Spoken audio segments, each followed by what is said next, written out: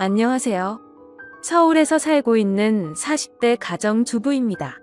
이 이야기를 적을까 말까를 한참 동안 망설였습니다. 하지만 세상에는 이렇게 말도 안 되는 기가 막힌 일들도 있다란 걸 알려드리고 싶더라고요. 저는 주변에서 흔히 볼 수 있을 법한 별 볼 일 없는 평범한 사람이지만 이야기를 시작해 보겠습니다. 지금으로부터 20년도 더 되었던 이야기라 조금은 가물가물하지만 최대한 기억을 살려보았습니다. 저는 그 당시에 나름대로 학벌도 괜찮았었고 사업을 하시는 아버지 덕분에 항상 풍족한 삶을 살고 있었을 때였습니다. 그래서 금전적인 문제에는 크게 영향을 받지 않았기에 제가 하고 싶었던 일을 하고 있었죠. 남들이 보면 왜 그런 일을 하냐고 할 수도 있지만 제 직업은 어릴 때부터 꿈꿔왔었던 플로리스트였습니다. 요즘 같은 시대에는 나름대로 많은 사람들이 꽃을 사고는 하지만 20년 전만 하더라도 너무 경쟁력이 없는 직업이었죠. 하지만 저는 어릴 때부터 남들과는 유별나게 달리 꽃을 너무 사랑했었습니다.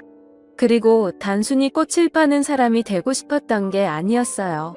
꽃이라는 식물에 대한 지식들을 사람들에게 알려주고 싶었고 예술적으로 다가가서 꽃을 디자인하는 그런 사람이 되고 싶었습니다. 아무튼 그렇게 철없이 시작했던 꽃가게는 부모님의 지원 아래에서 시작되었죠. 하지만 어느 정도 잘 되기는 어렵단 걸 알았지만 생각보다 더 처참했었네요. 장사도 잘 되지 않자 자꾸만 부모님께 손을 벌리게 되자 마음이 많이 지쳐갔습니다. 그러던 어느 날이었습니다. 왠지 꽃집에는 어울리지 않을 법한 건장한 남자분께서 들어오셨죠. 저는 반가운 마음에 환하게 웃으면서 어떤 꽃을 찾으세요? 라고 물어봤습니다. 그러자 그 남자분은 쭈뼛대시더니 손가락으로 빨강색 튤립을 가리키더라고요. 빨강색 튤립의 꽃말은 영원한 사랑을 고백하는 뜻이 담겨져 있었기에 요즘 같은 세상에 이렇게 로맨틱한 남자가 다 있구나 싶었었죠. 그렇게 그 남자분을 보내면서 예쁜 사랑하시길 바랄게요 라고 말했습니다. 그 남자분은 엄청 당황해하며 인사를 하고는 재빨리 나가버렸었죠. 그런데 다음 날에도 그 손님은 어김없이 찾아오더군요. 그리고 그 다음 날도 또 그 다음 날도 찾아왔습니다. 하루도 빠짐없이 매일같이 찾아와서 솔직히 뭔가 이상하다 싶었고 별의별 생각이 다 들더군요. 하지만 내성적인 성격이라 말을 걸면 불편해하는 듯해서 괜히 참견하는 건 주제넘는다 생각했었고 항상 자주 찾아와 주셔서 고마울 따름이었죠. 그렇게 그 남자분이 오신 지도 열흘 정도가 다 되어가던 날 사고가 터지고 말았습니다. 여자 혼자서 영업하던 가게라서 항상 위험에 노출되어 있었지만 그때는 철이 없어서인지 겁도 없이 그런 걱정은 딱히 하지 않았죠. 처음 보는 남자가 들어오더니 갑자기 돌변하더니 당장 돈을 다 꺼내라고 협박을 한 거였죠. 살면서 처음 마주하는 강도였습니다. 저는 순간적으로 너무 무서워서 펑펑 울어버리면서 강도가 시키는 대로 돈을 다 꺼내서 전해줬습니다. 그렇게 뒤돌아서서 나가는가 싶었는데 갑자기 문 쪽으로 다가가더니 문을 잠궈버리더군요. 순간적으로 나 정말 큰일 났다 싶었고 제발 살려주세요 라고 소리를 질러댔습니다. 하지만 강도놈은 비열하게 웃으면서 제게 다가오고 있었고 저는 벌벌 떨고 있었습니다. 그런데 그때 때마침 유리창이 와장창 깨지는 소리가 들렸습니다. 저는 무슨 일인가 궁금했지만 무서운 나머지 차마 고개를 들 수가 없었습니다. 소리를 들어보면 누군가가 유리창을 깨고 들어와서 강도와 몸싸움을 벌여가면서 욕을 해대더라고요. 그렇게 몇 분이 흘렀던 것 같습니다. 펑펑 울고 있는데 주변의 소리가 조용해지더니 저에게 놀라서 덜덜 떨리는 목소리로 물었습니다. 괜찮아요? 어디 다친 곳 없어요? 저는 익숙한 그 목소리에 천천히 고개를 들었습니다. 얼굴을 보는데 저희 가게에 자주 오던 바로 그 남자분이었죠. 하지만 고마운 것도 고마운 거지만 상태가 심각해 보였습니다. 얼굴은 퉁퉁 부어서 엉망진창이었고 옷에 피가 계속해서 나오고 있더라고요. 저는 깜짝 놀래서 곧장 구급차를 불렀고 응급수술을 해서 큰 위기는 모면하게 되었습니다. 수술이 끝나고 한참이 지난 뒤에 그 남자분은 눈을 떴습니다. 그러면서 하는 첫마디가 황당했었죠. 응급수술까지 할 정도로 크게 다친 사람이 저를 보자마자 어디 다친 데 없냐고 하더군요. 그 말에 저는 누가 누굴 걱정해야 하는지 모르겠다며 저도 모르게 또 눈물이 났죠. 그러자 남자분은 제 어깨를 토닥여주면서 울지 말라고 하더라고요. 그런 모습을 보고 온기를 느끼자 전에는 못 느꼈던 감정들이 생겨났고 심장이 정신없이 뛰기 시작했습니다. 하지만 이 남자분은 여자친구가 있는 사람인데 이건 아니다 싶었고 저는 얼른 몸을 떼어내면서 말했습니다. 아무리 그래도 그렇지 여자친구도 있는 분이 이러시면 어떡하냐고 했죠.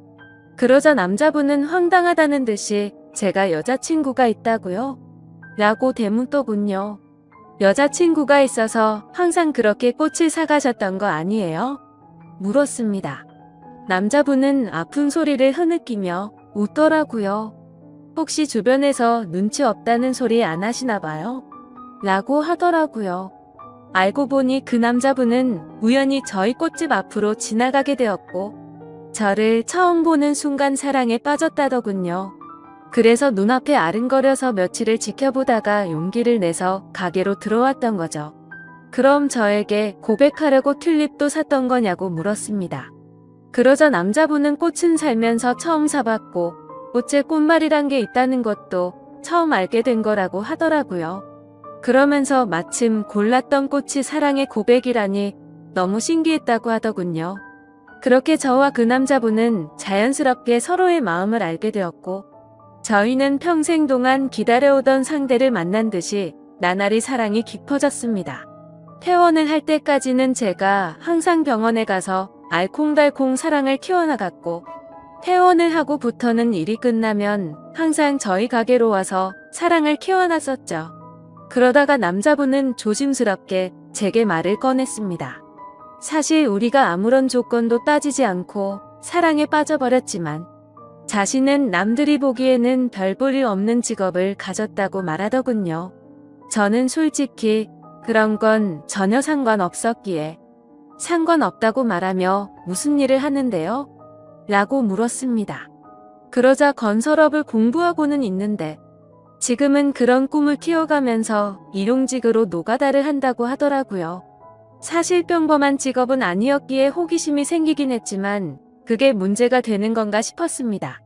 저는 직업에 귀천이 어딨겠냐며 저도 이렇게 적자 보면서 일을 하는데 나보다는 낫지 않냐며 웃었죠. 우리는 그렇게 예쁜 사랑을 키워나가게 되었고 정말 생각하지도 못한 상황이 생겨버리고 말았습니다. 그건 바로 저희 부모님이셨습니다. 남자친구와 2년간의 연애를 하다가 평생 가약을 맺기로 하였고 부모님에게 소개를 시켜주기 위해서 말을 꺼냈는데 남자친구에 대해서 이야기를 해주니 정말 불같이 화를 내시더라고요. 저는 제 남자친구를 사랑했기에 직업도 능력도 다 필요 없다고 하지만 저희 부모님은 저를 금이야 오기야 열심히 키워주셨고 돈도 안 되는 제 직업에 대해서도 저를 위해서 응원해주시면서 경제적인 지원도 아끼지 않으셨습니다. 하지만 그런 딸에게 능력도 없고 앞날이 막막한 노가다 하는 남자라니 가당치도 않으셨던 거죠. 그날부터 정말 울어도 보고 빌어도 보고 끊임없이 애원했습니다. 부모님의 생전 처음 보는 단호한 모습에 너무 슬펐고 원망스러웠습니다. 결국 저는 어쩔 수 없이 부모님을 등지고 남자친구를 선택하기로 마음을 먹었습니다. 남자친구도 그렇게까지 해서 부모님과 연락이 끊겨버리면 후회하지 않겠냐며 제 마음을 돌리려고 많이 애를 썼습니다. 하지만 저희가 상황이 나아지고 아이도 낳아서 예쁘게 사는 모습을 보면 용서를 해주실 거라 생각했고 또 그렇게 하자고 오히려 제가 남편을 설득하게 되었습니다. 오랜 상의 끝에 남자친구는 얼른 빨리 성공해서 행복하게 해주겠다고 말했고 저희는 결혼식은 생략한 채로 혼인신고를 하게 되었습니다. 처음에는 부부가 되어서 너무 행복했습니다. 매일 같이 붙어 있을 수 있어서 좋았고 떨어지지 않아도 되어서 좋았죠. 하지만 이상과 현실은 생각처럼 녹록지가 않더라고요. 부모님의 지원이 끊기게 되자 꽃집에서 생기는 적자는 도저히 감당이 되지 않았습니다. 남편이 열심히 일해서 번 돈을 밑빠진 독에 물 붓는 짓을 할 수는 없었기에 저는 제 직업을 포기하려고 마음을 먹었습니다. 하지만 부동산 계약은 아직 1년이 넘게 남아 있었고 가게를 열면 오히려 적자가 심해지는 상황이었죠. 결국에는 계약 기간이 만료될 때까지 가게는 빠지지 않았습니다. 그로 인해 보증금은 전부 다 사라진 지는 오래였고 권리금도 한 푼도 받지 못해서 오히려 빚만 몇천만 원이 생겨버렸습니다. 도움은 주지 못할 망정 빚까지 생기게 만드는 바람의 남편에게는 너무 미안했습니다. 그래서 결국 저도 빚이라도 갚는 게 최우선이다 싶어서 무작정 아르바이트 자리를 구하고 다녔고 결국에는 오전에는 홀서빙을 했고 저녁에는 주방 보조로 일을 하게 되었죠. 돈이라는 게 이렇게 벌기 어렵구나라는 걸 너무 절실하게 깨닫게 되었습니다. 그리고 빚이 생기고부터 이자가 어마어마하더군요. 남편과 함께 아무리 열심히 빚을 갚아도 빚은 너무 더디게 줄어들었고 삶에 힘들어질수록 서로에게 점점 지쳐가는 것 같았습니다. 연애 시절에는 한 번도 다툼이 없었는데 날이 갈수록 서로에게 짜증이 늘어가더군요. 아무튼 그렇게 악순환이 반복되던 어느 날 저희 부부에게는 더 큰 문제가 생기고 말았습니다.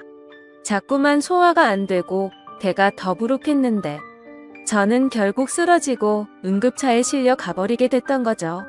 참 많이 암담했습니다. 사람이 많이 힘들다 보니 아픈 걱정보다도 돈 걱정이 앞서더군요. 경제적으로 어렵다 보니 보험은 이미 해지가 됐던 상황이었고 혹시나 큰 병이 아닐까 걱정이 임한 저만이 아니었습니다. 하지만 슬픈 예감은 왜 틀리지 않는 걸까요? 의사 선생님은 검사 결과를 보더니 당장 입원해서 수술부터 하셔야겠다고 말하더군요. 지금 위쪽에 암이 발견됐는데 생각보다 크게 전이 되지는 않았는데 시간이 가면 갈수록 너무 위험한 상태라서 당장 수술 날짜를 잡아야 한다고 했습니다. 왜 한순간에 모든 게 엉망진창이 된 건지 너무 서러워서 펑펑 울었습니다. 남편도 아무 말 없이 고개를 숙이고 있었고 그런 모습을 보는데 남편이 원망스러웠죠. 제가 선택하고 설득해놓고는 결국에 저는 남편 탓을 하고 있었던 거죠. 남편은 구겨진 인상으로 조용히 밖으로 나갔습니다. 그리고는 며칠 동안 전화도 받지 않고 제 앞에 나타나지를 않았죠. 그러다가 양복을 멀끔히 차려입고 나타나서 이혼 서류를 내밀더니 정신 나간 소리를 짓거리더군요. 며칠 동안 고민을 해봤는데 당신과 살면서 당신 빚 때문에 내 인생도 망가진 것 같다고 말이죠.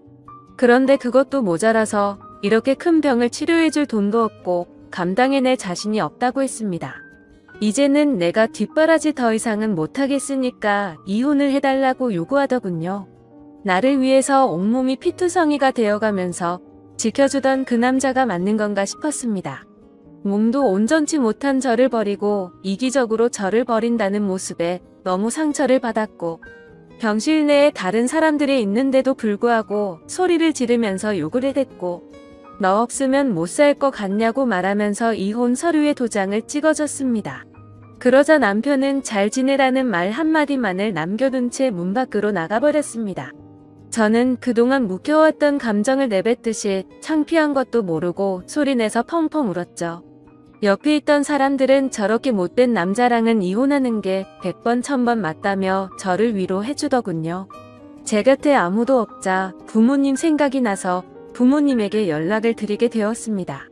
어머니가 뛰어오시더니 그러게 왜 그런 남자랑 결혼했냐며 저를 끌어안고 오셔서 저도 같이 펑펑 울었습니다.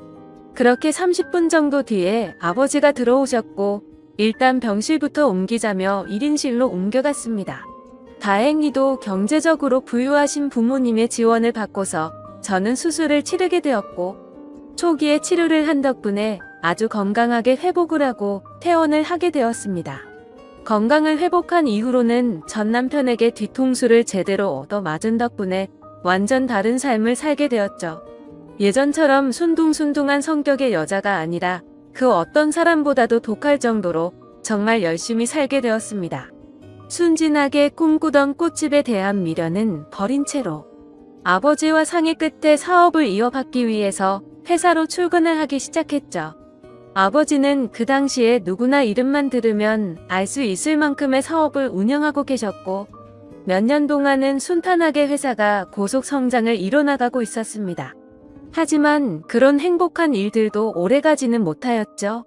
매번 사업이 성공하다 보니 겁이 너무 없어졌고 무리하게 사업을 키우다 보니 회사는 걷잡을 수 없이 무너지기 시작했습니다. 그때 절실하게 느껴졌습니다. 아무리 노력하더라도 인생은 한순간에 파탄날 수 있다는 걸 말이죠. 결국 투자자들의 빚독촉에 시달려서 저희 가정은 풍비박산이 났습니다. 아버지는 너무 큰 좌절감으로 인해서 모든 연락을 끊은 채 사라지셨고 어머니와 저는 조그마한 여관방에서 세상에 둘만 남겨진 기분으로 서로를 끌어안고 울었습니다. 인생에 대한 허무함에 모든 걸 다 포기하고 싶었지만 도저히 그럴 수는 없었습니다. 어머니와 저는 서로의 버팀목이 되어주면서 이대로 굶어 죽을 수는 없었기에 알바를 시작했습니다. 정말 최선을 다해서 열심히 살았던 것 같아요. 몇 년 동안을 단 하루도 쉬지 않고 일을 하게 됐고 모든 빚들을 다 청산하게 되었죠. 하지만 정말 너무 허무하게도 빚을 다 갚고 나서 몇 달이 지난 뒤 몇 년간 너무 무리를 하셨는지 제 어머니는 갑자기 일을 하던 중에 쓰러지게 되셨고 최선을 다해서 소생시켜보려고 했지만 결국에는 저를 혼자 두고서 세상을 떠나게 되셨습니다. 제 인생은 왜 이렇게 악몽 같은지 정말 너무 슬펐고 화가 났습니다. 결국 혼자서 어머니의 곁을 지키면서 장례식을 치르게 되었고 무책임하고 이기적인 아버지는 그 소식도 알 수 없었기에 끝내 나타나지를 않으셨죠. 앞으로 세상을 어떻게 살아야 하는 건지 막막했습니다. 너무 좌절스럽고 힘들었지만 통장에는 1억이라는 돈이 있었습니다. 제 어머니의 생명보험금이 나왔던 거였죠. 정말 삶이 힘들었지만 예전에 제 암 수술을 할 때 보험이 없으면 너무 힘든 걸 잘 알았기에 어떻게든 보험은 잘 넣어두었기에 보험금을 받을 수 있었습니다. 이 돈으로 앞으로 어떻게 살아가야 할지 고민을 했습니다. 그래도 몇 년간 배워왔던 아버지의 사업을 다시 시작해보는 게 좋겠다 싶었습니다. 왜냐하면 그것 말고는 제가 할 수 있는 일이 전혀 없었기 때문이었죠. 그렇게 저는 다시 제 사업을 시작하게 되었고 1억이라는 자본금으로 시작해서 1년도 채 지나지 않아서 2억으로 늘어날 만큼 승승장구했습니다. 하지만 사업이라는 게 정말 녹록지가 않다라는 걸 뼈저리게 또다시 느꼈습니다. 사업은 승승장구하고 있었지만 거래하던 업체에서 물건값을 지급받고는 잠적을 했던 거였죠. 내 인생은 어쩜 이렇게도 구질구질한 걸까 싶었습니다. 경찰에 신고를 하고 몇 달이 지나도록 사건에는 진전이 없었죠. 이미 저희 회사 말고도 여러 군데 회사에 같은 수법으로 사기를 쳤고 작정을 하고 해외로 도망친 상황이라 쉽게 해결되긴 어려울 것 같다더군요. 정말 매일같이 울면서 겨우 잠이 들 정도로 마음고생이 심했습니다. 하지만 그런 마음고생이 중요한 게 아니었죠. 시간이 가면 갈수록 당장 직원들의 급여부터 시작해서 은행의 이자 빚까지 모든 게 또 밀려가고 있었고 금세 신용불량이 되어버리더군요. 아무리 사정을 말해봤자 그런 건 전혀 소용이 없었습니다. 돌아오는 냉혹한 대답이 제 가슴을 미어터지게 만들 뿐이더라고요. 또다시 이렇게 인생이 바닥으로 내려앉는 건가 싶었고 어머니의 목숨값으로 시작한 제 모든 걸 걸었던 사업이었는데 너무나도 절망적이었습니다. 그런데 사람이 죽으라는 법은 없다는 듯 희소식이 왔습니다. 저희 회사에 투자를 자처하는 사람이 있다며 거래처 사장님이 연락이 온 거였죠.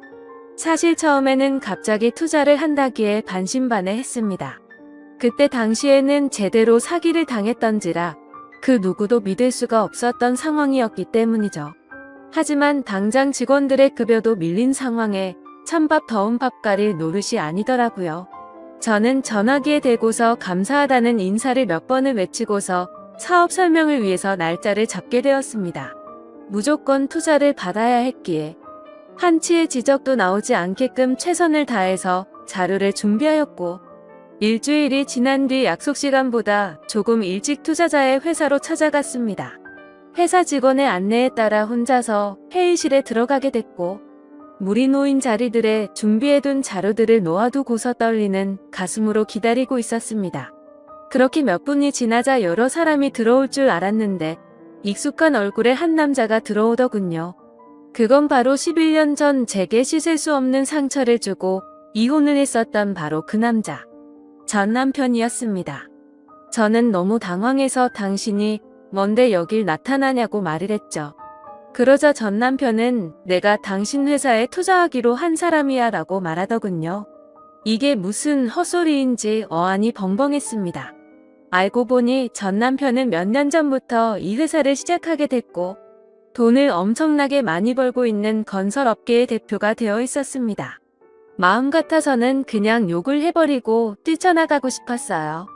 하지만 저로 인해 생활이 제대로 돌아가지 않는 직원들의 월급도 지급해야 했고 제 모든 걸 쏟아부은 회사를 포기할 수는 없었기에 눈물을 머금고 참았습니다.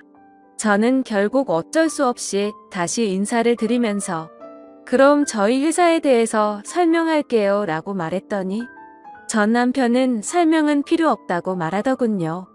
그저 단순히 자신과 하룻밤만 같이 있어주면 곧바로 투자는 진행될 거라고 말하더군요. 그 말을 듣는데 기분이 너무 불쾌했고 자존심이 상했습니다. 하지만 최대한 내색하지 않고 말을 이어갔습니다. 당신 인간 같지 않은 건 잘 알았지만 몇 년 사이에 돈 좀 벌었다고 진짜 인간이길 포기한 거냐고 말했습니다. 전 남편은 관심 없으면 투자는 없던 걸로 하겠다면서 자리에서 일어나더니 생각할 시간이 필요한 거면 그렇게 하라며 명함을 주고는 나가버렸죠. 그날 집에 돌아가서 못된 전 남편의 행동에 너무 분했고 예전에 저를 버리고 갔을 때가 생각나서 분노를 못 참고 눈물이 터져버렸습니다. 그렇게 며칠 동안 고민을 해봤지만 답은 이미 정해져 있었습니다. 이미 급한 불을 끄느라 대출을 최대한 받은 상황이라 추가 대출도 불가능했고 신용불량이 되어서 아무 곳에서도 돈을 빌릴 수가 없었으니까요. 결국 어쩔 수 없이 명함에 적힌 번호로 연락을 하게 되었습니다. 전 남편은 약속 날짜와 시간을 제게 알려줬고 약속한 당일날 남편은 먼저 와서 호텔에 있는 고급스러운 레스토랑에서 기다리고 있었고 부드러운 스테이크와 엄청 비싼 와인까지 마셨습니다. 10년 전만 해도 그렇게 찌질했었던 남자였는데 이제는 아주 잘 나가는 회사의 대표라니 감회가 새로웠습니다. 그렇다고 증오하는 마음은 너무 컸었기에 그 자리가 불쾌했고 기분이 나빴습니다. 그래서 말을 걸어도 무표정으로 대충 대답하고 있었죠. 아무튼 그렇게 불쾌한 식사 시간이 끝나고 나서 미리 잡아둔 방으로 같이 향했습니다. 그런데 괜히 신경 쓰이게 전 남편은 다리를 다친 건지 저보다 한참 느리게 걸으면서 약간은 쩔뚝거리면서 걷더라고요. 그래서 저는 그 모습을 보고는 다리도 다쳤으면서 이 상황에 참 대단하다라고 말해버렸죠. 그 말을 듣고는 전 남편은 표정이 굳더니 아무 말 없이 발걸음을 옮기더군요. 결국 저희는 같이 방으로 들어가게 되었고 기분이 정말 묘했습니다. 마음속으로는 굉장히 불쾌했지만 저도 모르게 심장이 폭발할 것처럼 두근대더군요. 그렇게 한참 동안 정적이 흐르고 있는데 전 남편이 먼저 말을 꺼냈습니다. 사실은 제게 고백할 게 있다고 합니다. 그 말을 듣는 순간 그럼 그렇지 그 큰 돈을 준다고 할 때부터 이상했다라고 생각하는데 전 남편은 갑자기 제 앞에서 자신의 바지를 내리더라고요. 그러자 드러난 남편의 다리에는 의족이 자리하고 있었습니다. 저는 깜짝 놀라서 발이 어쩌다 그렇게 된 거냐며 놀라서 물어보았죠. 전 남편은 저와 헤어지고 나서 몇 달 뒤에 노가다를 하다가 사고가 났었답니다. 지금에서야 이렇게 용기를 내서 미안하다면서 눈물을 흘리더군요. 그러고서는 그때 왜 내가 그런 선택을 하게 된 건지 말을 이어갔습니다. 사실 남편은 저와 이혼을 하게 된 이유가 저의 수술을 위해서였답니다. 남편은 병원에 없던 그 며칠 동안 어떻게든 돈을 마련해보려고 온갖 방법을 썼었다네요. 그러다 결국 걷잡을 수 없는 실수를 저지르고 말았죠. 대출은 당연히 불가능했고 단기간에 돈을 벌 수 있는 건 도박에 모든 걸 걸었답니다. 이틀 동안 잠도 안 자고 했지만 결국에는 집의 보증금은 물론이고 모든 전 재산을 잃어버리게 되었답니다. 너무 절망스러워서 살고 싶은 생각이 없었지만 아픈 저를 두고서 무책임하게 그렇게 할 수는 없었기에 모든 자존심을 버려두고 저희 아버지 회사로 찾아가서 무릎을 꿇고 빌었답니다. 하지만 아버지의 반응은 너무 단호했고 그 모습을 보고는 자신이 제 곁을 떠날 테니 제발 살려달라고 했었던 거죠.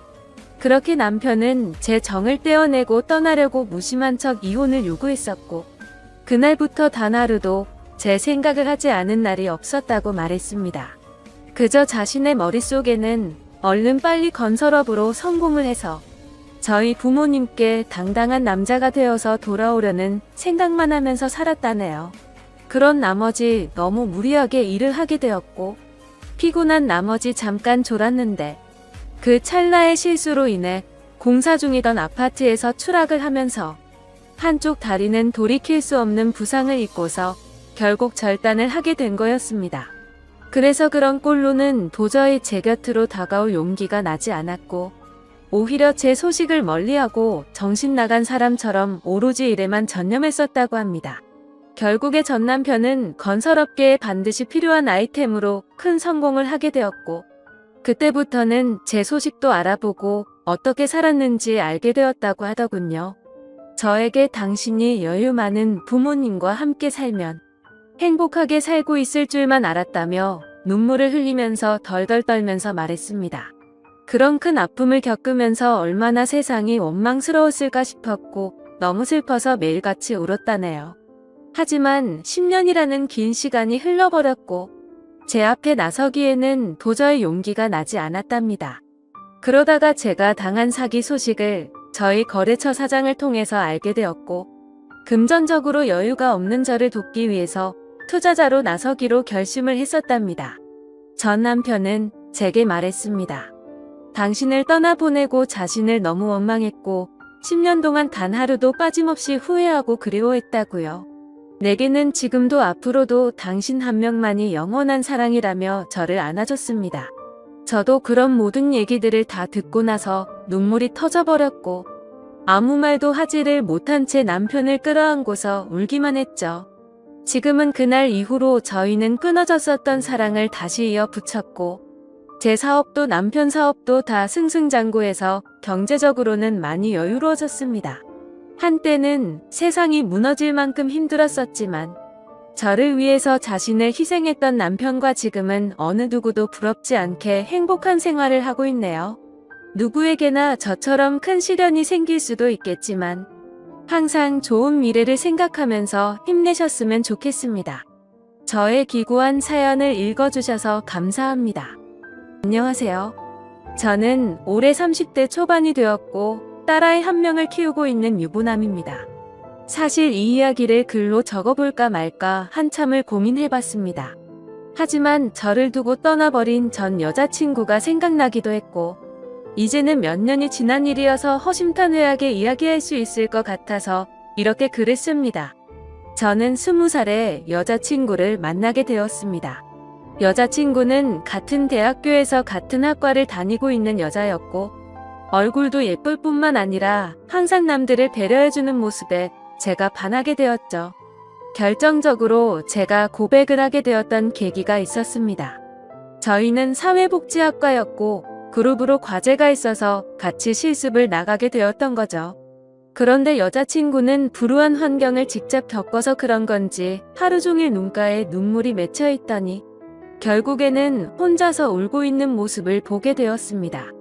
그런 모습을 보면서 참으로 마음이 가엽고 남들을 생각하는 마음이 깊다라는 걸 깨닫게 되었던 거죠. 그날 이후로 한참을 고백을 할지 말지를 고민하고 또 고민했습니다. 왜냐하면 저는 군대를 빨리 가려는 계획이었고 심지어 입대 날짜도 정해져 있던 상황이었습니다. 만약 사귀게 된다 하더라도 3개월 정도 밖에 자유롭게 만날 수밖에 없는 상황이었기에 당연히 고백을 한다는 자체만으로도 너무 이기적이고 나쁜 놈으로 밖에 볼 수가 없었던 거죠. 하지만 이기적인 걸 알면서도 여자친구가 다른 남자와 사귀는 걸 상상만 해도 도저히 견딜 수가 없겠더라고요. 결국 수없이 고민하던 와중에 실수 아닌 실수를 통해서 고백을 하게 되었습니다. 다 같이 술자리를 하게 된 날 평소에 술이 약하던 저는 과하게 마시게 되었고 여자친구와 이런저런 이야기를 하다 보니까 저희 집과 여자친구의 집이 버스 2정거장 정도밖에 차이가 나지 않는 가까운 동네에 살고 있더라고요. 이미 술에 잔뜩 취해 있던 저는 그런 우연을 보고 이건 정말 신이 내린 인연이구나 자아도취에 빠지게 되었습니다. 그래서 평소에는 수줍음이 많던 저는 여자친구와 즐겁게 대화를 하였고 술자리가 끝나고 집에 갈 때가 되어서 제가 가는 길에 택시를 내려준다고 말하게 되었던 거죠. 거절하면 어쩌나 걱정하면서 말했지만 여자친구는 흔쾌히 고맙다면서 같이 택시를 타고 가게 되었습니다. 집으로 한참 가던 중 여자친구는 술 기운 때문인지 잠깐 사이에 금방 눈을 감고 잠을 자고 있더군요. 저는 그런 여자친구를 보면서 심장이 폭발하듯이 두근거렸고 멍하니 바라만 보면서 살짝 손끝만 닿아도 너무 좋더라고요. 그렇게 시간은 순식간에 지나가더니 여자친구의 집에 도착을 하였고 저에게 조심히 들어가라며 손을 흔들어 주더군요. 그때 무슨 용기가 났던 건지 저는 돌아서는 택시를 멈춰 세우고 계산을 하고 택시에서 내렸습니다. 갑자기 왜 때리지? 라는 표정으로 저를 쳐다보는데 너무 민망하더라고요. 뭔가 이상한 사람으로 오해할까 봐서 저는 얼른 대답을 했습니다. 집이 근처니까 운동 삼아서 조금 걸어서 가려고 한다고 했죠. 그러자 여자친구는 싱긋 웃으면서 나도 속이 더부룩한데 같이 산책이나 할까? 라며 먼저 물어봐 주더군요. 그렇게 30분가량을 함께 산책을 하게 되었고 저는 용기를 내서 여자친구의 손을 잡게 되었습니다. 여자친구는 멈칫 놀라더니 실은 기색 없이 제 손을 가만히 잡아주었죠. 한참 두 손을 잡고 걸어가다가 저는 여자친구에게 말했습니다. 사실은 내가 너를 많이 좋아하는데 내가 3개월 뒤에는 군대를 가야 해서 망설였다고 했죠. 너무 이기적인 것 같아서 이런 말 하는 것도 못된 짓인 거 안다. 하지만 더 이상 이 마음을 숨기기 힘들다고 했습니다. 그러자 여자친구는 그게 무슨 문제가 되지? 라는 표정으로 제게 말하더라고요. 군대야 나라에서 의무적으로 당연히 가야 하는 거고 오랫동안 만나면 그런 건 전혀 문제가 될 게 없지 않냐고 하더군요. 그럼 내 마음을 받아줄 수 있겠냐고 하니까 알겠다고 수줍게 대답을 해주더라고요. 그렇게 여자친구와 저는 캠퍼스 커플로 공개적으로 만나게 되었고 학교 내에서는 공식적인 1호 커플이 되었었죠. 그날부터는 여자친구와 거의 하루 종일 항상 붙어 있었던 것 같습니다. 학교에서도 수업이 다른 시간만 제외하고는 항상 만났고 집도 근처라서 같이 몇 시간씩 수다를 떨면서 집에 데려다 주고는 했죠. 그리고 동네에서 산책을 하다가 우연히 여자친구의 어머님도 만나 뵙게 되어서 인사도 드렸고 정식으로 같이 식사도 몇 번 하게 되었습니다. 행복하고 좋은 시간은 왜 이리 순식간인지 3달이라는 짧은 시간은 순식간에 흘러가게 되었네요. 여자친구는 저를 위해 강원도 춘천까지 함께 가주었고 저희 부모님과도 처음으로 인사를 주고받게 되었습니다. 그런데 생각보다 여자친구의 반응이 별로 아무렇지 않다는 듯해서 내심 서운할 뻔했습니다. 하지만 아니나 다를까 마지막으로 입구에서 들어서기 전에 여자친구는 펑펑 울었습니다. 저희 부모님도 계시고 제가 마음에 걸려 할까 봐서 아무렇지 않은 척 애를 써준 거였죠. 그런 모습을 보고 있으니 저도 덩달아 눈물이 터질 것만 같았습니다. 그래서 얼른 부모님과 여자친구에게 마지막 인사를 건네고 재빨리 안으로 들어가 버렸네요. 정말 한동안은 환장하겠다 싶을 만큼 시간이 더디게 흘러가더군요. 지금도 잊지 못할 첫 휴가 때의 시간도 생생하고 매번 휴가를 나올 때마다 저를 위해 모든 시간을 제게 쏟아준 여자친구였습니다. 학생이라 돈도 없을 텐데 알바를 했다면서 제가 돈을 내는 걸 극구 말리고 항상 선물을 한가득 손에 쥐어주었죠. 그런 여자친구를 보면서 저는 얼른 사회생활을 해서 내 여자친구에게 모든 걸 다 해주고 행복하게 해주겠다고 다짐도 다짐했었죠. 그렇게 국방부 시계는 꾸역꾸역 흘러가게 되었고 제가 병장이 되었던 때입니다. 말년 휴가를 2달 남짓 남겨두고서 여자친구와 통화가 되지를 않더라고요. 무슨 일이지 싶어서 밤새도록 잠도 제대로 한숨도 못 잤죠. 다음날 아침 점호가 끝나자마자 곧장 여자친구에게 전화를 걸었습니다. 그때서야 여자친구가 전화를 받더라고요. 뭔가 모르게 목소리가 살짝 달라서 이상했지만 무슨 일인데 전화가 안 된 거냐고 짜증내듯이 물어보았습니다. 여자친구는 어제 감기 몸살이 너무 심해서 약 먹고 잠들었다며 미안하다고 하더라고요. 그래서 목소리가 이상했구나 싶어서 갑자기 챙겨주지 못하고 짜증만 내서 미안한 마음이 들었습니다. 저는 걱정되고 깜짝 놀래서 짜증난 것 같다며 미안하다고 말했고 아플 텐데 약 먹고 쉬라고 하고는 통화를 끊었습니다. 그렇게 일과 시간이 끝나고도 한참 뒤에 저녁이 다 되어서 다시 전화를 걸었습니다. 여자친구는 지금은 몸이 좀 괜찮다고 대답을 해주었고 저는 안심을 하게 됐죠. 그런데 여자친구가 사실 할 말이 있다고 하더군요. 저는 진지한 여자친구의 말에 무슨 일이지 싶어서 가슴이 내려앉는 기분이었습니다. 무슨 일인지 물어보니 여자친구가 할머니가 미국에 계시는데 지금 안 좋은 일이 있는데 돌봐줄 사람이 없어서 자신이 몇 달간 갔다 와야 할 것 같다더군요. 그러면서 아마 미국에 있어서 통화가 어려울 것 같은데 저녁 조심히 하고 금방 돌아오겠다 하더라고요. 저는 나름 걱정한 것보다는 다행이라는 생각에 그럼 조심히 다녀오고 편지라도 꼭 하라고 했습니다. 그렇게 그날 여자친구와 마지막으로 통화를 하게 되었습니다. 안 그래도 더딘 국방부 시계는 여자친구가 미국으로 떠나고 나서부터는 시간이 더욱 더디게 가더군요. 하지만 결국 시간은 더디게 흐르고 흘러 저는 드디어 전역을 하게 되었죠. 당연히 전역을 하고서 여자친구와 함께 여행도 가고 행복한 시간을 가질 줄 알았습니다. 하지만 제 곁에는 여자친구가 없었기에 도저히 행복한 기분이 들지가 않더라고요. 그래서 저는 여자친구가 편지로 알려준 미국 전화번호로 전화를 걸었습니다. 하지만 그 번호는 연결이 되지 않는 번호더군요.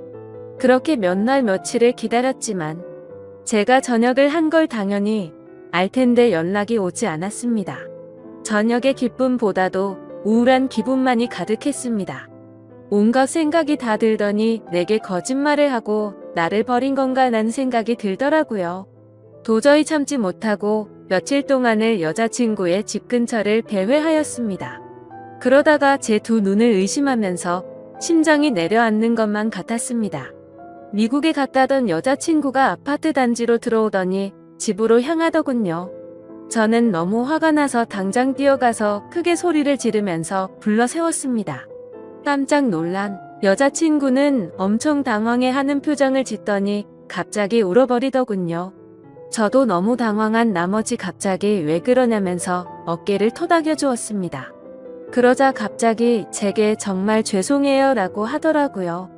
갑자기 존댓말로 미안하다고 하는데 이게 무슨 일인지 도저히 이해가 되지 않았죠. 그렇게 아무 말 못하고 있으니 여자친구인 줄 알았던 그녀는 지혜 언니의 쌍둥이 동생이랍니다. 여자친구에게 쌍둥이 동생이 있다고 얼핏 들은 것 같은데 이렇게 똑같이 생겼을 줄은 몰랐죠. 저는 울고 있는 여자친구의 동생에게 제가 소리 질러서 많이 놀랬죠. 제가 죄송해요 라고 말했습니다. 그런데 아무 말 없이 펑펑 울기만 하더라고요. 이걸 어떻게 해야 하는 건가 당황해 하는데 뒤에서 제 이름을 부르는 익숙한 목소리가 들렸습니다. 뒤를 돌아보니 여자친구의 어머니셨고 어머님은 보자마자 저를 안아주면서 그동안 고생 많았겠다고 말씀해 주시더군요. 그렇게 혼란스러운 상황은 진정이 되었고 셋이서 함께 여자친구네 집으로 올라가게 되었습니다. 난감한 그 상황에 여자친구를 찾는 게 예의가 아닌 듯해서 가만히 있었습니다. 그러다가 어머님은 어렵게 첫 마디를 꺼냈습니다. 사실 진작에 이 얘기를 해줬어야 했는데 너무 늦게 알려줘서 미안하다고 말씀하시더군요. 사실은 그랬습니다. 병장이 되고 연락이 안 되던 그날 밤 여자친구는 집으로 돌아오던 길에 음주 뺑소니 사고가 일어났고 그 자리에서 구급차로 응급실로 갔지만 결국에는 세상을 떠나고 말았다고 했습니다. 저는 그 충격적인 말을 듣는 순간 눈물이 터져버렸습니다. 어릴 때를 제외하고 울어본 적이 없었던 그런 제가 저도 모르게 눈물이 났죠. 제가 우는 모습을 보고는 어머님과 여자친구의 동생도 같이 눈물을 흘렸습니다.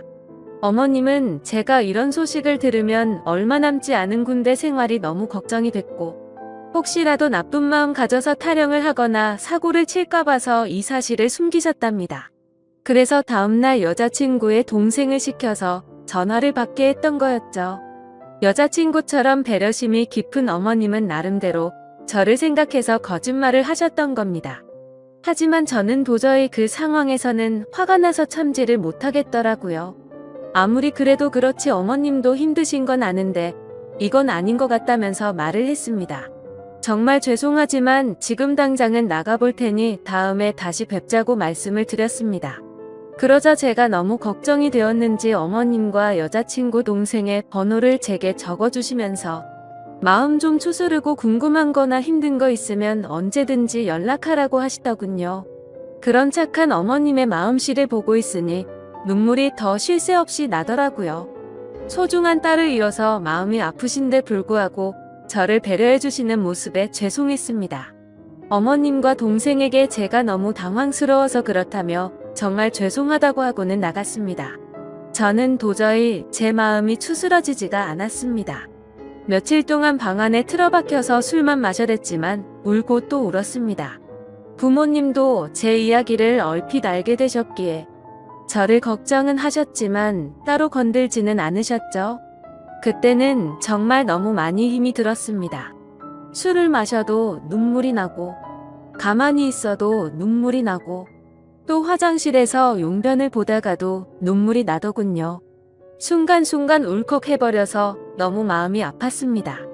그렇게 착한 여자친구를 이렇게 데려간 하늘이 원망스러웠고 음주운전으로 뺑소니를 쳤다는 그 인간 같지 않은 인간도 원망스러웠습니다. 그 사람을 찾아갔다가는 돌이킬 수 없는 사고를 칠 것만 같아서 겨우 참아냈었죠. 지금 와서 어떻게 한다고 하더라도 돌이킬 수가 없는 일이었습니다. 짧지만 20살에 3개월을 내내 붙어 다녔고 항상 함께하진 못했지만 2년 가까이 매일 같이 통화를 하고 휴가 때 함께 행복한 시간을 보냈던 해맑고 예쁜 여자친구가 너무 보고 싶었습니다. 그러다가 결국 술에 너무 취한 나머지 여자친구와 너무나도 닮은 여자친구의 동생에게 전화를 걸었습니다. 궁금한 게 있어서 그런데 잠시 시간을 내줄 수 있냐고 물었고 그녀는 알겠다고 대답을 하더라고요. 그렇게 무작정 찾아갔더니 여자친구와 똑같이 생긴 그녀는 미리 나와 있었습니다. 마땅히 갈 곳이 없었고 그녀와 함께 술집으로 향했죠. 술을 얼마나 마셔댔던 건지 여자친구가 앞에 있는 것만 같았습니다. 너무나도 여자친구와 닮은 동생을 보고 착각을 해버린 거였죠. 그래서 손을 잡으면서 지혜야 나 진짜 무서운 꿈 꿨다며 펑펑 울다가 잠이 들었습니다. 잠깐 졸다가 깨어보니 그녀는 가만히 제 손을 잡아주고 있었고 이게 꿈이었다면 하는 마음과 달리 현실을 깨닫고는 허망함에 또다시 울었습니다. 그날 이후로도 여자친구의 동생과는 가끔씩 연락을 했고 한 번씩 만나게 되었었죠. 처음에는 여자친구를 너무 그리워해서 여자친구와 닮은 그녀라도 보고 싶다는 생각에 만났습니다. 하지만 시간이 지나면 지날수록 그녀에게서 또 다른 마음이 생기기 시작했습니다. 그 힘든 와중에도 아무 말 없이 제 푸념을 받아주고 손을 잡아주던 모습 때문인가 싶었죠. 하지만 그것 때문만은 아니었습니다. 외모적으로는 여자친구와 너무 닮았지만 조금씩은 다른 부분도 많다는 걸 알게 됐고 행동들 하나하나가 여자친구와는 많이 다르다는 걸 느꼈었습니다. 정말 제 자신이 너무나도 미웠습니다. 그런 제 마음을 스스로 인정하기가 버거웠고 여자친구가 떠난 지도 2년이 다 되어가던 때였습니다. 그날도 오랜만에 그녀를 만나게 되었고 한결같이 제 이야기를 들어주더군요. 그래서 저는 단도직입적으로 물었습니다. 괜히 나를 만나서 언니에 대한 마음 정리가 안 되고 더 힘들어지지 않냐고 물어봤죠. 그러자 오히려 그 반대라고 말하더군요. 자신도 쌍둥이여서 더욱 애정이 갔던 친언니가 세상을 떠나고 너무 힘들었답니다. 그날이 있고부터 몇 달이 지나도 저와 똑같이 매일같이 울면서 지냈었던 거죠. 하지만 오히려 저를 처음 본 그날은 평소보다는 마음이 한결 가벼워졌다나. 그리고 나서도 저와 보면 볼수록 마음이 조금씩은 나아졌던 것 같답니다. 제 생각과는 달리 의외의 대답에 그나마 다행이구나 싶더라고요. 그렇게 해가 거듭될수록 제 아픔도 조금씩은 치유가 되어갔던 것 같습니다. 하지만 제 마음속에는 그녀가 조금씩 더 자리를 잡아갔었죠. 그래서 일부러 그 마음을 억제하려고 연락도 더 뜸하게 하려고 노력했었습니다. 그렇게 그날 이후로는 그녀의 연락도 일부러라도 더 피하게 되었고, 세 번째 기회를 함께 보내려고 어쩔 수 없이 다 같이 만난 날이었습니다. 저녁 이후로 연애를 전혀 하지 않는 걸 아셨는지 여자친구 어머님이 말씀하셨습니다. 너처럼 착한 남자애가 또 있겠냐고 하시면서 더 이상은 기일에 그만 와도 된다고 말씀하시더군요. 제가 이 정도까지 했으면 지혜도 충분히 하늘에서 고마웠을 거랍니다. 하늘이 정해준 운명이 이렇게까지밖에 안 됐던 건 아쉽지만 산 사람은 살아야 하지 않겠냐고 말씀하셨죠. 그리고 아직 젊은 청춘인데 도대체 왜 연애를 하지 않냐며 저를 꾸짖으시더군요. 그때 괜찮다고 몇 번을 거듭 말씀드렸지만 어머님은 완고하셨습니다. 다음부터는 지혜 기일에는 참석하지 말라고 못 박으셨죠. 아무튼 그렇게 다 같이 시간을 보내고 있는데 어머님께서는 다 큰 남녀들이 집에서만 궁상 떨고 있지 말라면서 둘이 오랜만에 봤을 텐데 나가서 술이나 한잔 하라면서 내보내시더군요. 그렇게 그녀와 저는 둘이서 술집에서 술을 한 잔씩 기울였습니다. 마지막으로 본 지도 거의 1년 만에 함께하는 자리라서 서로가 어색했었죠. 서로의 안부를 물어보면서 이야기를 이어가다가 점점 술에 취하더니 서로의 속내를 내비치게 되었던 것 같습니다. 그녀는 제게 왜 그동안 연락도 피하는 것 같이 굴었냐며 이제는 자신을 보지 않아도 힘든 게 줄어들어서 필요 없어졌냐고 묻더군요. 솔직히 그렇게 생각할 줄은 상상도 못했었기에 저는 깜짝 놀라서 대답했습니다. 사람을 어떻게 보고 그러냐면서 절대 그런 거 아니라고 대답했죠. 그러자 그러면 왜 연락을 그렇게 피한 거냐며 따지듯이 묻더라고요.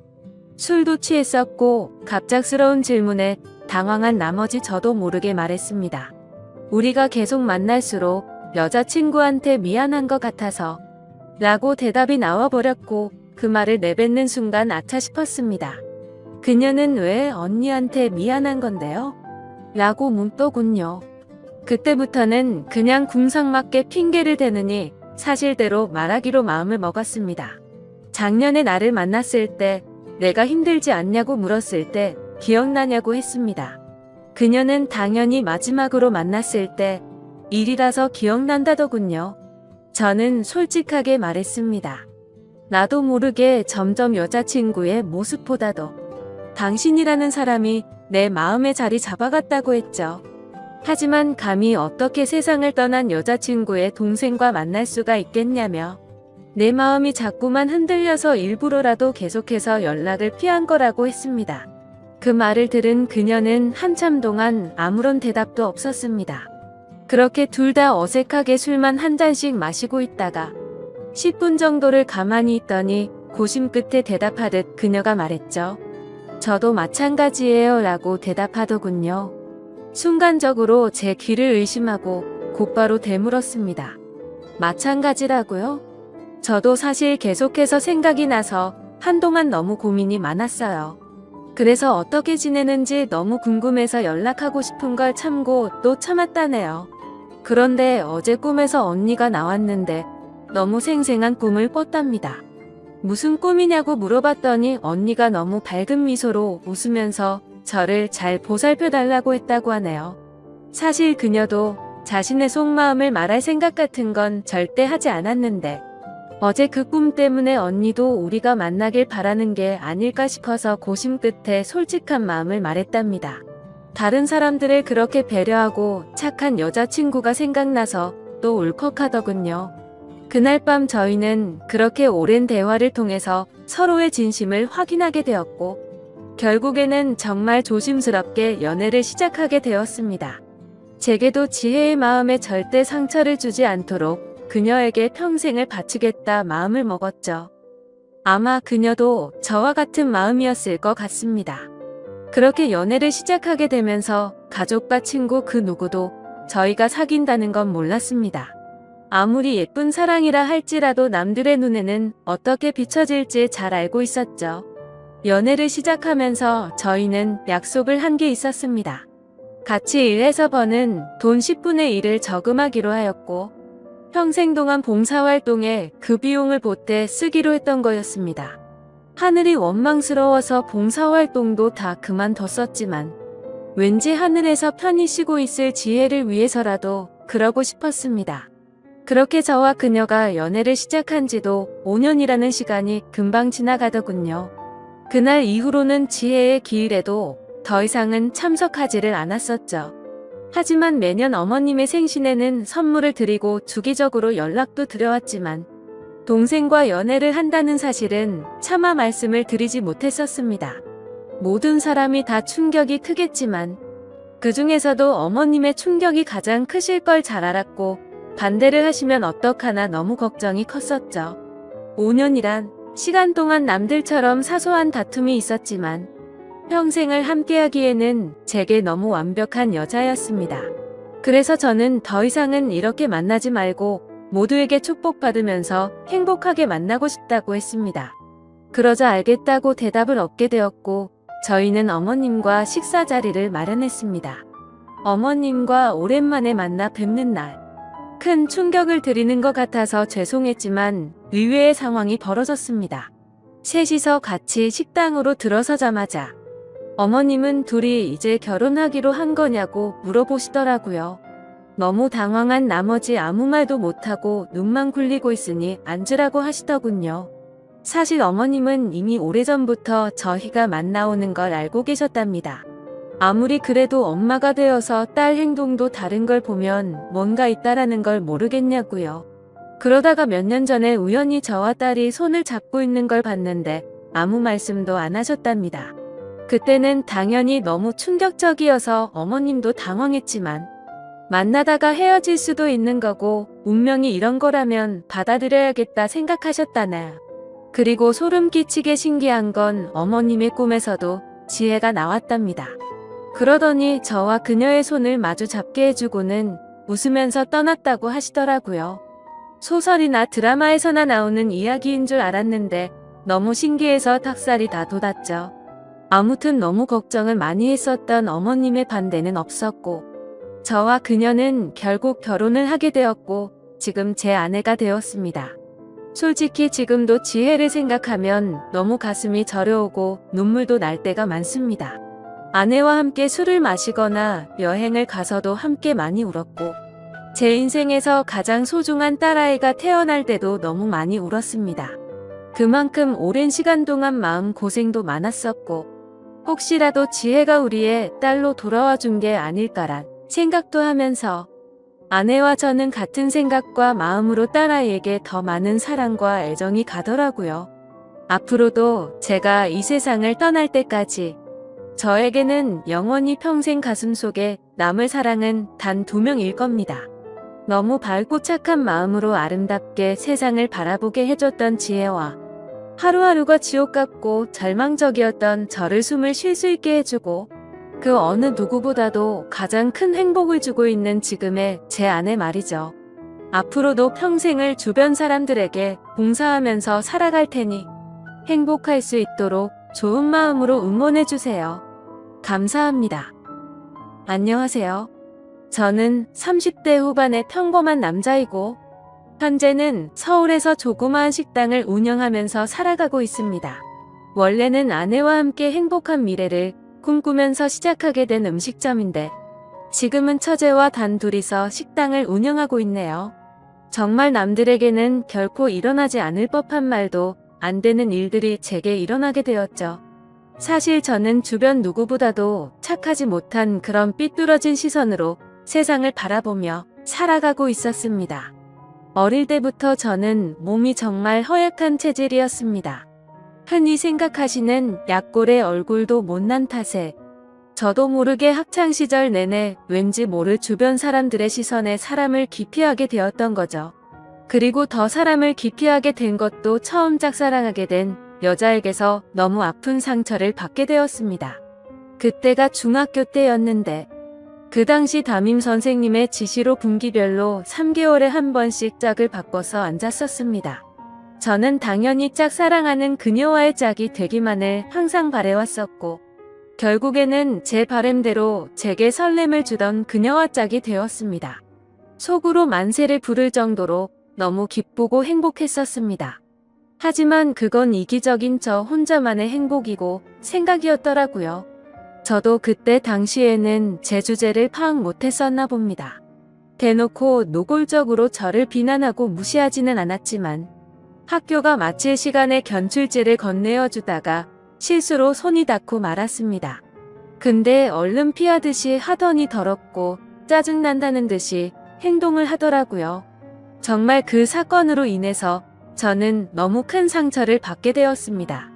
그날 이후로 성인이 되어서까지 트라우마로 인해서 30 초반이 될 때까지 여자에 대한 거부감으로 단 한 번의 연애도 하지를 않고 살았죠. 물론 여자를 만날 수 있는 기회가 없지는 않았습니다. 다행히도 나이가 들면서 점점 외모적으로도 자신감이 생겨갔고 나름대로 저와 사귀고 싶다는 표현을 했던 여자들도 있었으니깐요. 하지만 기억 속의 그 일 이후로부터 제 마음은 너무 굳게 닫혀서 열릴 생각을 하질 못했던 거죠. 아무튼 저는 몇 년 전까지만 해도 그냥 이렇게 편하게 혼자 살아가려고 했었습니다. 직업에 대한 자부심도 있었고 굳이 결혼에 대한 필요성도 느끼지를 못했었거든요.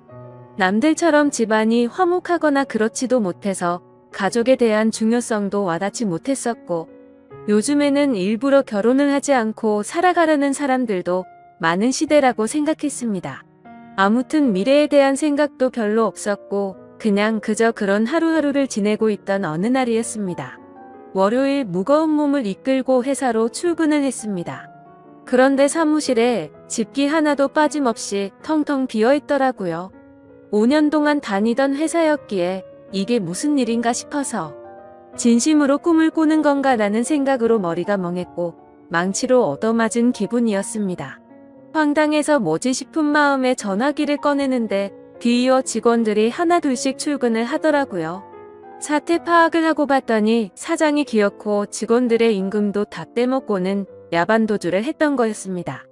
그 당시에 저희 회사는 인테리어를 하는 회사였는데 솔직히 이 업계가 많이 불안한 건 맞았죠. 하지만 5년이란 시간 동안 동거동락했던 제게 말 한마디 없이 이렇게 도망가버리다니 너무 충격적이었고 세상이 무너지는 기분이었습니다.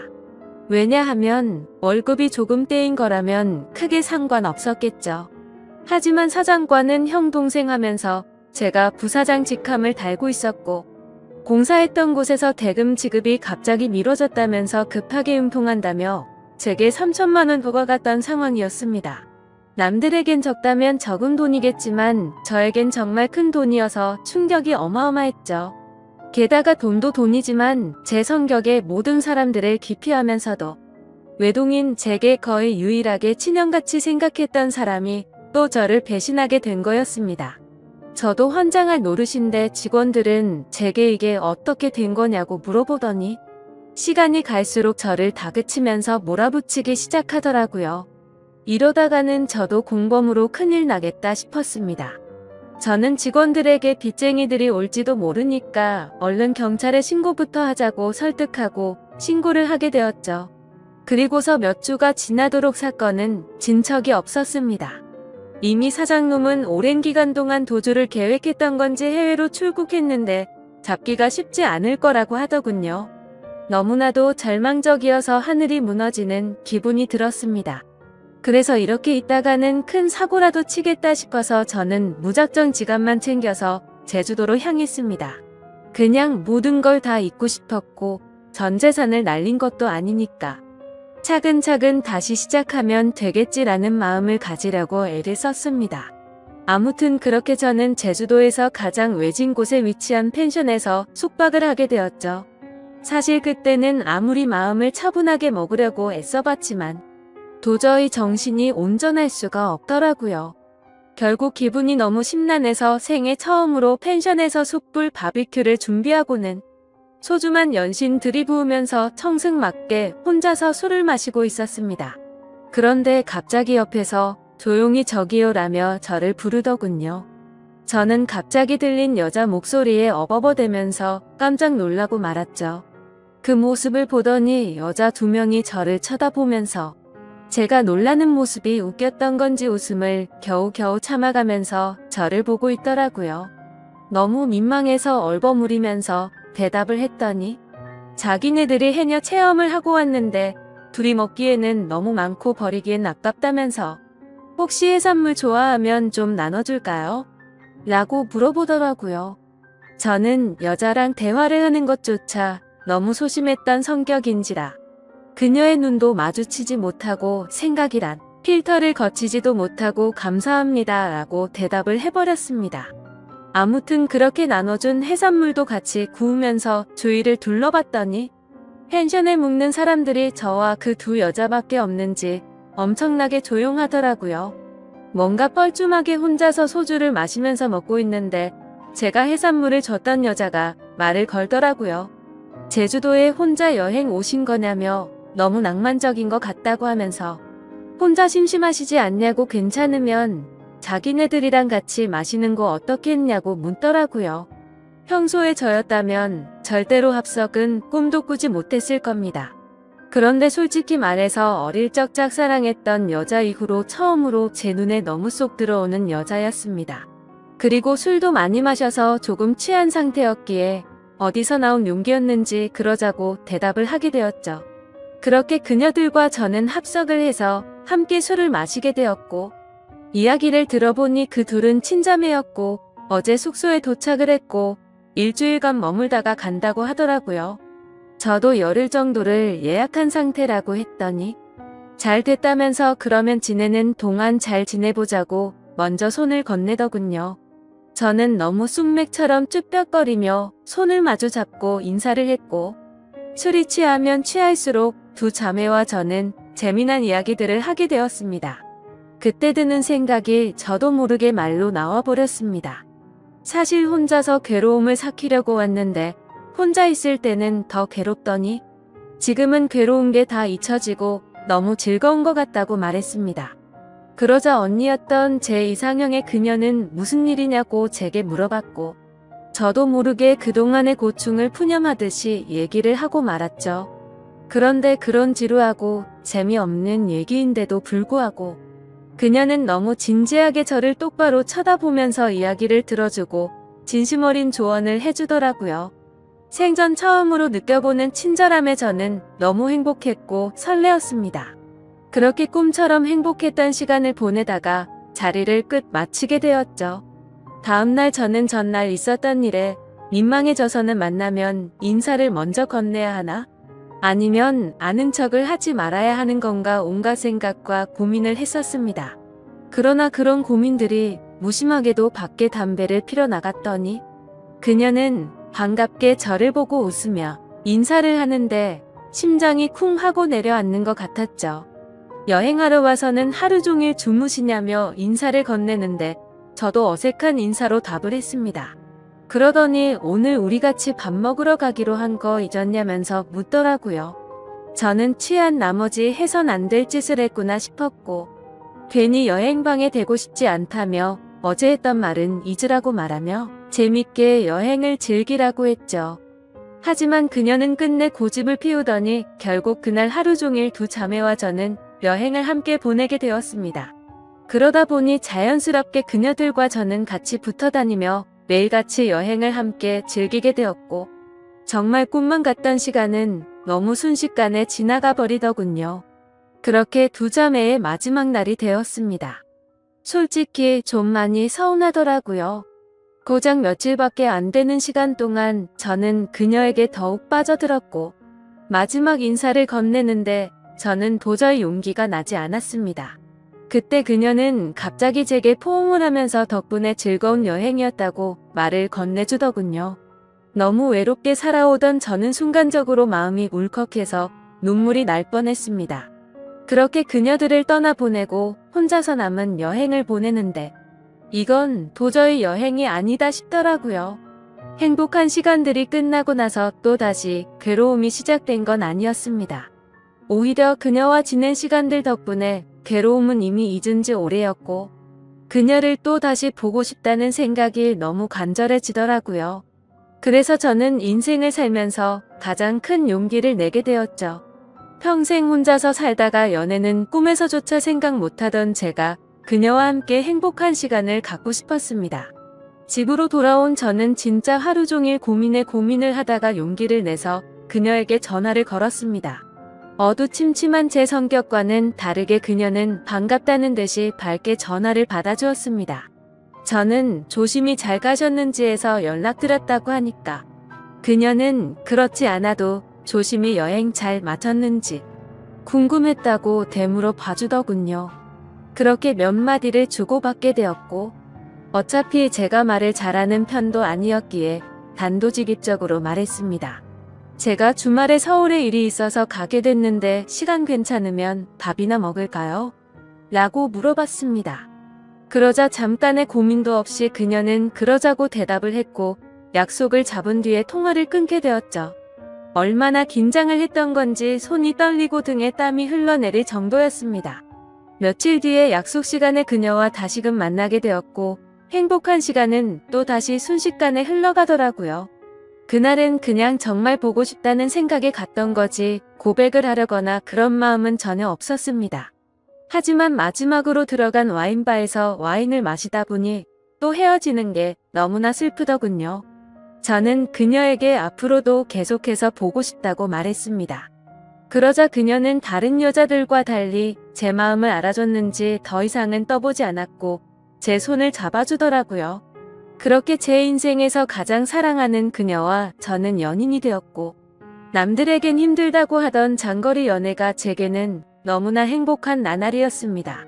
아무리 멀다 한들 그녀를 매주 볼 수 있다는 건 제게는 너무 과분한 일이었죠. 우리는 그렇게 행복한 연애를 3년간 이어갔고 그녀 덕분에 저는 과거와 비교하면 너무나도 정반대의 사람이 되어 있었습니다.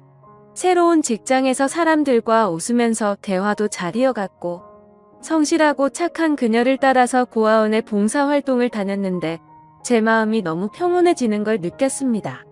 하루하루가 너무 행복해졌고 이렇게 살아갈 수만 있다면 가정이라는 걸 꾸려서 평생을 행복하게 지내고 싶다라는 생각이 들더라고요. 저는 그렇게 달라진 제 스스로에게 결심을 하고 그녀에게 청혼을 하였습니다. 그녀는 제 청혼을 받아주었고 저희는 결국 사랑의 결실을 맺게 되어 결혼을 하게 되었죠. 그 당시에 아내는 서울에서 처제와 함께 조그만한 식당을 운영하고 있었습니다. 그래서 아내와 상의 끝에 제가 이직을 하기로 했고 결혼을 하면서 제가 서울로 올라오게 되었죠. 아내와 저는 인생에서 가장 행복한 부부처럼 그 누구도 부럽지 않게 지냈습니다. 결혼한 지 2년 동안 한 차례도 다툼이 없을 정도로 주변에서 누구나가 예쁘게 봐주었죠. 그렇게 행복한 나날들을 보내다가 제가 다니던 회사가 또다시 부도가 나면서 저는 일자리를 또 잃게 되었습니다. 그때부터는 이렇게 불안한 직업을 하는 게 맞는 건가라는 고민에 빠져들었고 막상 또 새로운 일자리를 구하려고 하니 직장 생활에 지쳐 있었죠. 그러다 힘들어 하던 중 아내와 더 오랜 시간을 붙어 있고 싶었고 그동안 모은 돈을 보태어서 새로운 식당을 여는 게 어떨까 생각이 들었습니다. 저는 인테리어 회사를 다니던 경험을 살려서 아내가 모르게 직접 발품 팔아서 새로운 식당 자리도 알아보고 양식에 어울리는 인테리어 포트폴리오를 만들어서 아내에게 말했습니다. 더 이상 내 일에 흥미를 잃어서 직장에 다니는 건 그만하고 당신과 처제를 도와서 가게를 더 크게 해보고 싶다고 하면서 설명을 해줬죠. 한참 아무 말 없이 지켜보던 아내는 제 선택을 존중해주면서 그러자고 했고 그날부터 저와 아내 그리고 처제는 새로운 식당을 열기 위해서 분주하게 준비를 했습니다. 결국 저희는 나름 작지만 예쁜 식당을 열게 되었고 기대 이상으로 식당은 장사가 잘 되었습니다. 제 선택에 있어서 정말 많이 불안했고 걱정도 많았는데 이렇게 행복해도 되나 싶었죠. 아내도 솔직히 오랫동안 해오던 가게를 옮기는 게 불안했고 무서웠는데 저 하나만을 믿고서 그 큰 결정을 바로 내려줬던 걸 알게 되었습니다. 저는 착한 아내에게 너무 고마웠고 평생을 행복하게 해줄 거란 마음을 제 가슴에 되새겼죠. 하지만 하늘이 너무 원망스럽게도 제 바램과 그 행복은 산산조각이 나게 되었습니다. 아내가 일을 하던 도중에 갑자기 쓰러지게 되었습니다. 처음에는 가게가 바쁜 탓에 과로해서 그런 거겠지 하며 아내를 안심시켰었죠. 며칠 뒤 정밀 검사를 받아본 결과가 나왔고 의사 선생님은 너무 위험한 위치에 암이 발견되었다고 말하더군요. 드라마나 영화에서나 들어봤지. 이런 일이 제 아내에게 생길 줄은 정말 상상조차 못했기에 그 자리에서 바로 눈물이 났습니다. 의사 선생님이 말을 이어갔습니다. 이런 말씀 드릴 때가 자신도 가장 마음이 아프다고 하면서요. 솔직히 말해야 할 것 같다며 아무래도 너무 위험한 수술이 될 것 같다고 하면서 아내분에게도 솔직히 말씀을 드려야 한다고 하더라고요. 그 말을 듣는데 아내를 처음 만났던 제주도에서 처음 만난 그날 밤이 떠오르고 그동안의 일들이 순식간에 주마등처럼 지나가는데 저도 모르게 애처럼 펑펑 울어버렸습니다.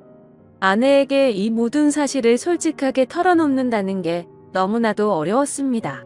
하지만 저를 저보다도 잘 아는 아내는 저를 보자마자 눈치를 채더라고요.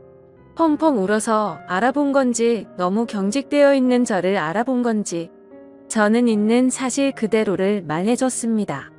아내는 괜찮은 척하면서 오히려 저를 위로해주면서 말을 하더라고요. 솔직히 너무 무섭고 화도 나고 슬프지만 저를 만나서 그동안 너무 행복했다며 그래도 위험하긴 하지만 끝까지 포기는 하지 않을 테니까 좌절하지 말자고 하더군요. 그 말을 듣는 순간 제가 너무 부끄러웠습니다. 정작 아픈 아내는 저렇게 용기를 내서 힘을 내려고 하는데 도저히 저부터 무너질 수가 없었습니다. 처가댁에 연락을 해서 이 사실을 말씀드렸고 장인어른과 장모님 그리고 처제는 아내에게 찾아와서 미친 듯이 펑펑 울었습니다. 그러자 아내도 그동안 참았던 눈물이 터진 건지 애처럼 펑펑 우는데 정말 가슴이 찢어졌습니다. 그렇게 아내는 항암 치료를 시작하게 되었고 날이 가면 갈수록 급속도로 여의어가는 아내를 보고 있으니 모든 게 너무 원망스러웠습니다.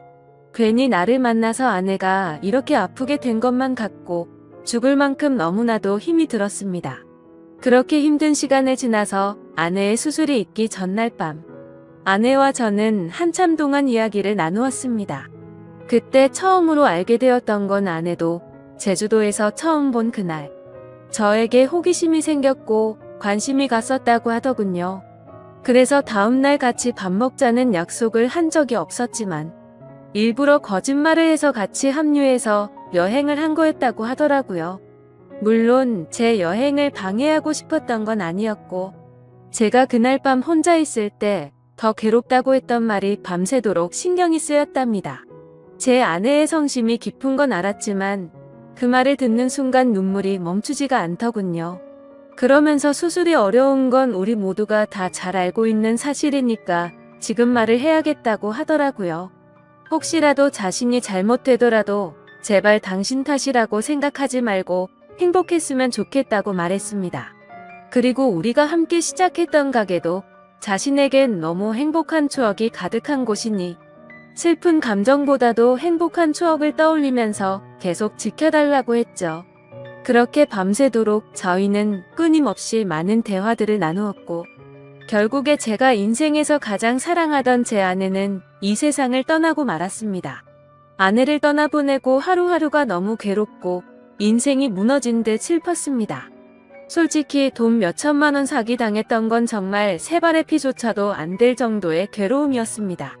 정신 나간 사람처럼 죽을 만큼 술을 마셔대기도 해봤지만 다 소용없었습니다. 시간이 지나면 이 아픔이 줄어들 수 있을까 싶은 생각만 가득했습니다. 그렇게 집에서 틀어박혀서 지낸 지 몇 주가 지났을 무렵이었습니다. 항상 조용하고 내성적이던 처제가 집에 들어와서는 마치 다른 사람처럼 온갖 잔소리를 늘어놓기 시작하더라고요. 언니가 지금 이 꼴을 보려고 그렇게 떠나간 줄 아냐면서 화를 내더군요. 형부 혼자서만 힘든 줄 착각하지 말라며 주변 사람들 생각해서 제발 그만하라면서 화를 내다가 울더라고요. 정말 예전이나 지금이나 너무 이기적인 나쁜 놈이었습니다. 저뿐만 아니라 모두가 다 힘들어도 꿋꿋이 버텨내고 있다라는 생각이 들더군요. 울고 있는 처제에게 다가가서 저도 같이 울면서 미안하다고만 되뇌었죠. 그러다 처제와 함께 밖으로 나가서 같이 술을 한잔하면서 이야기를 나누었습니다. 가게는 이렇게 계속 문을 닫아둘 거냐고 물어보더라고요. 솔직히 아내 생각에 미쳐버릴 것 같아서 가게 근처도 갈 수가 없었습니다. 하지만 그건 너무 비겁한 짓이란 것 정도는 알았죠. 그런 생각을 하던 찰나의 처제도 저와 같은 생각을 말하더군요. 언니 생각에 자신도 가게 근처도 못 가겠다며. 근데 언니가 제게 했던 말을 처제에게도 똑같이 했더라고요. 마지막으로 부탁한다면서 좋았던 추억 가득한 가게를 계속했으면 좋겠다고 했답니다. 사실 아내가 왜 그렇게 가게에 집착하는지는 저도 잘 알고 있었습니다. 아내는 저와 제 처제를 생각해서인 마음도 당연히 있었지만 너무 착한 심성에 그동안 어려운 아이들에게 무료 급식을 주던 걸 멈추지 않기를 바랬던 거였죠. 세상에 어떻게 이런 착한 여자가 또 있을까요? 사실 이런 마음을 갖고 있는 것도 가게를 가게 된 날 알게 되었습니다. 처제와 저는 아내의 부탁을 이어나가기 위해서 결심을 했고 다음날 가게로 나갔습니다. 몇 주간 비워져 있던 가게임에도 불구하고 구석구석 너무 깔끔하게 청소가 다 되어 있었습니다. 그리고 그곳에 놓여져 있던 편지가 있었죠. 아내는 가족들과 저에게 너무 많이 미안하답니다. 제게는 평생 행복하게 함께 지내면서 흰머리 나는 것도 보고 싶었고 우리에게 아이도 낳아서 행복한 미래를 꿈꿨는데 너무 마음이 아프다네요. 그러면서 자신을 대신해서 아이들에게 도움을 주면서 평온함을 느껴줬으면 좋겠답니다. 스스로 자책하지 말고 세상에 주어진 걸 감사하게 느끼면서 주변 사람들에게 사랑을 베풀다 보면 우리는 또 다시 금방 만나서 행복하게 지낼 거라고 하네요. 처제와 저는 그 편지를 읽고 또 한바탕 울어버리고 말았습니다. 그날 저와 처제는 그동안 상한 음식들을 모두 정리하고 밤새도록 정리를 했습니다. 아내의 바램대로 다시 장사를 하기 위해서 준비들도 하였고 장사를 시작하고서 정신없는 나날들을 보냈던 것 같네요. 처제는 언니 대신해서 잔소리 할 거라며 전처럼 느긋하게 할 생각 말고 제대로 도와달라며 선전포고까지 하더군요. 그러면서 꿀 단지가 뻑뻑해서 모자는 저를 핀잔 주더니 숟가락으로 치더니 순식간에 열더라고요. 이제는 예전보다 조금은 더 편해진 처제와 열심히 하루하루를 보내고 있네요. 이 글을 쓰면서도 제 인생에서 제일 행복함을 느끼게 해준 제 아내가 너무 그립고 보고 싶습니다. 아마도 이 마음은 제가 아내를 찾아 갈 때까지 영원하겠죠. 긴 사연 읽어주셔서 감사드립니다.